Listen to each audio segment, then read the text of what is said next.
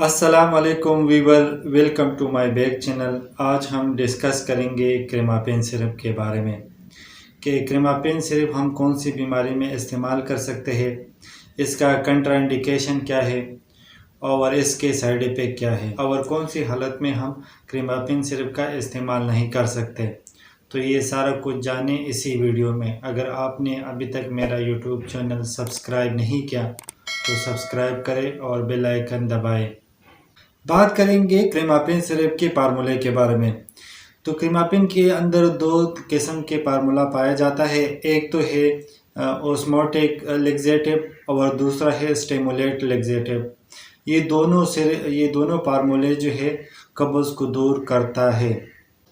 Doctor حضرات کریماپین سرپ اور قبض کو دور کرنے کے لیے پریسکرائب کرتا ہے۔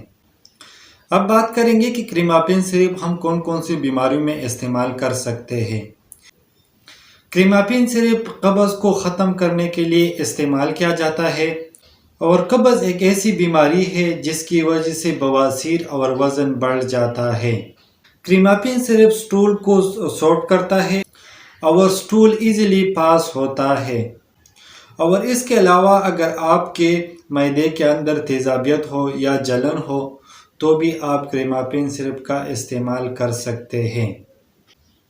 اور اس کے علاوہ ایسے مریض جن کو بدہضمی ہوتی ہے ان کے لیے بھی آپ کریماپین سرپ کا استعمال کر سکتے ہیں۔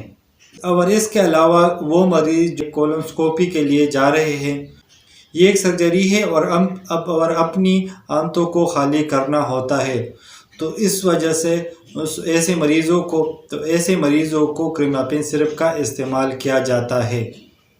اور اس کے علاوہ ایسے مریض جن کو ریکٹم میں پین ہو اور سٹول صحیح سے پاس نہیں ہوتا ہو، تو ایسے مریضوں کے لیے کریماپین سرپ کا استعمال کیا جاتا ہے۔ ویور، ایک بات یاد رکھنا، اگر آپ نے کریماپین سرپ استعمال کرنا ہو تو آپ نے کھانے کے بعد استعمال کرنا ہوگا۔ اگر کھانے سے پہلے استعمال کریں گے تو آپ کو ڈائریا ہو سکتا ہے۔ اب بات کرتے ہیں ڈوسیج یعنی طریقہ استعمال۔ بڑے افراد کے لیے 2 سے یا 1 چمچ دن میں 1 یا 2 مرتبہ استعمال کر سکتا ہے۔ بہتر یہ ہے کہ ڈاکٹر سے پریسکرائب کر کے استعمال کریں۔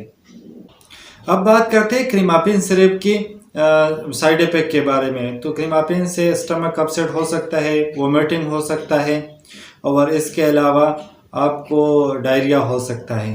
اب بات کریں گے کنٹرا انڈیکیشن، وہ کون سی مریض ہے جن کو ہم لوگ کریماپین سرپ کا استعمال نہیں کر سکتے۔ تو ایسے مریض جن کو پہلے سے ڈائریا ہو تو ایسے مریضوں کو کریماپین سرپ کا استعمال نہیں کرنا چاہیے، اور دوسرا ایسے مریض جن کو کریماپین سرپ پینے سے کوئی الرجی ہو تو ایسے مریضوں کو کریماپین سرپ کا استعمال نہیں کرنا چاہیے۔